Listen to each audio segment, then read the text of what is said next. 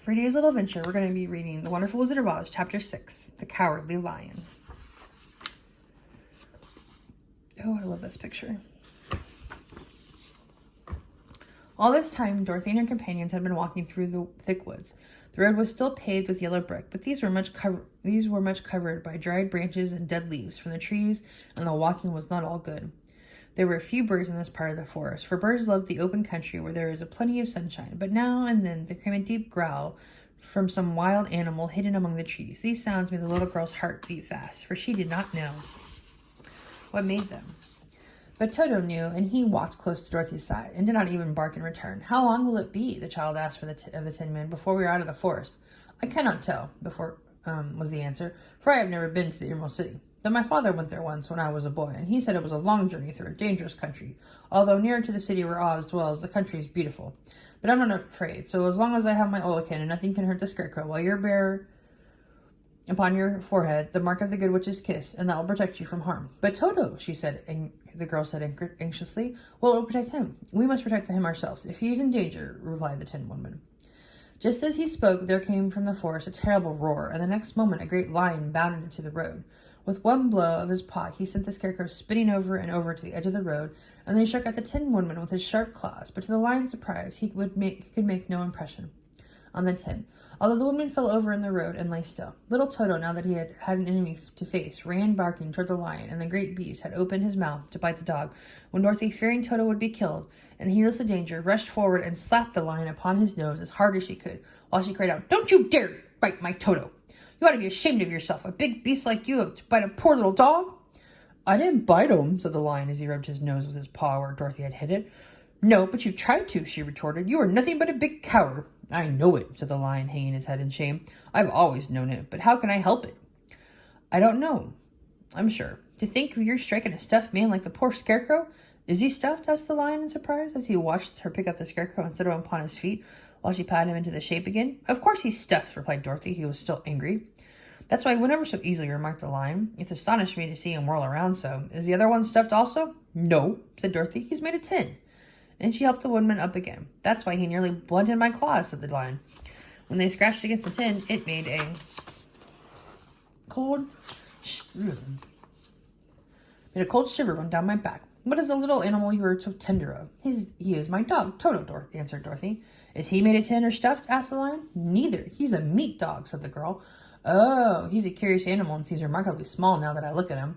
No, to think of biting such a little thing except a coward like me," continued the lion sadly.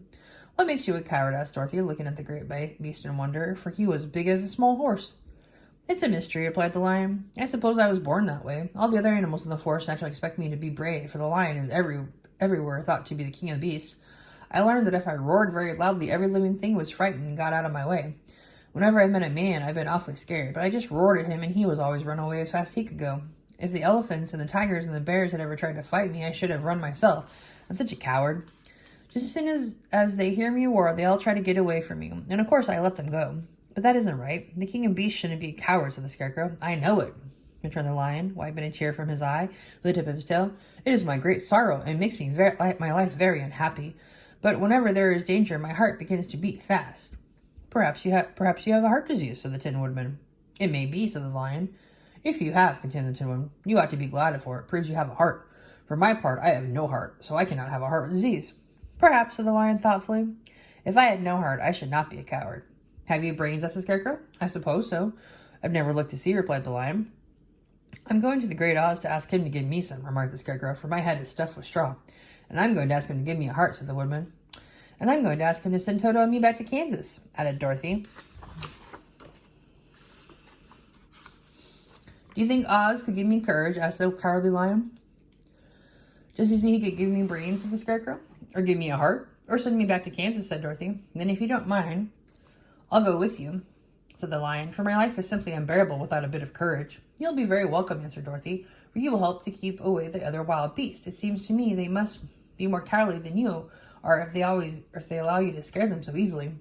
"They really are," said the lion, "but that doesn't make me any braver, and as long as I know myself to be a coward, I shall be unhappy." So once more the little company set upon the journey, the lion walking with stately strides at Dorothy's side. Toto did not approve of this new comrade at first, for he could not forget how nearly he had been crushed between the lion's great jaws. But after a time, he became more at ease, and presently Toto and the Cowardly Lion had grown to be good friends. During the rest of the day, there was no other adventure to mar the peace of their journey. Once, indeed, the Tin Woodman stepped upon a beetle that was crawling along the road and killed the poor little thing. This made the Tin Woodman very unhappy, for he was always careful not to hurt any living creature. As he walked along he wept several tears of sorrow and regret. These tears ran down slowly down his face and over the hinges of his jaw, and they rested. When Dorothy presently asked him a question, the Tin Woodman could not open his mouth, for his jaw were tightly rested together. He became greatly frightened at this and made many motions to Dorothy to relieve him, but she could not understand. The lion was also puzzled to know what was wrong, but the Scarecrow seized the oil can from Dorothy's basket and oiled the woodman's jaw, so that after a few moments he could talk as well as before. "This will serve me a lesson," said he, "to look where I step, for if I should kill another bug or beetle, I should surely cry again, and crying rests my jaw, so at that I cannot speak. Therefore, after he walked very carefully with his eyes on the road, and when he saw a tiny ant toiling by, he would step over it, so as not to harm it. The Tin Woodman knew very well he had no heart, and therefore he took great care never to be cruel or kind to anything. You people with hearts, he said, have something to guide you, and need never do wrong. But I have no heart, and so I must be very careful. When Oz gives me a heart, of course, I wouldn't need to mind so much."